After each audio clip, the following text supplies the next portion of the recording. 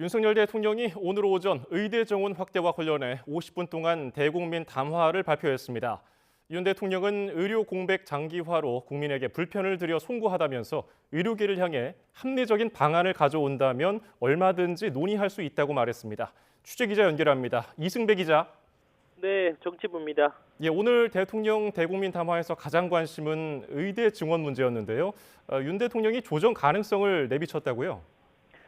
네, 윤석열 대통령은 대국민 담화를 시작하면서 먼저 국민 불편을 조속히 해소해드리지 못해 대통령으로서 송구한 마음이라고 말을 꺼냈습니다. 그러면서 의사 증원 문제에 대해 언급했는데요. 윤석열 대통령은 2,000명은 최소한의 증원 규모라고 강조하면서도 의료계가 타당하고 합리적인 방안을 가져온다면 얼마든 논의할 수 있다고 밝혔습니다.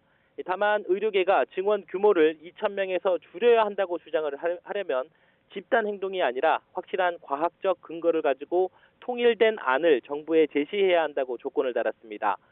의료 개혁을 위해서 대통령 직속 특별위원회를 설치하거나 국민과 의료계, 정부가 함께 참여하는 사회적 협의체를 구성하는 것도 좋다고 제안하기도 했습니다.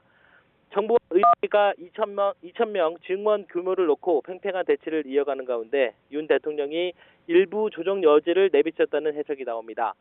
윤 대통령은 2,000명이라는 숫자는 정부가 꼼꼼하게 계산해 산출한 최소한의 증원 규모라고 당위성도 거듭 강조했습니다.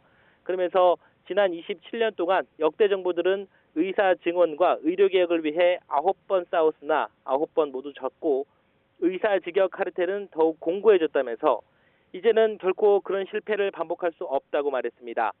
윤 대통령은 50분가량 생중계 담화를 하며 의대 증원의 필요성을 거듭 설명하고 개혁을 차질 없이 추진하겠다는 의지를 밝혔습니다. 한편 윤 대통령이 특정 현안에 대해 대국민 담화에 나선 건 이번이 세 번째입니다. 재작년 10월 이태원 참사가 발생한 다음 날 그리고 지난해 11월 부산 엑스포 유치를 실패한 이후에 대국민 담화를 발표했습니다. 지금까지 정치부에서 YTN 이승배입니다.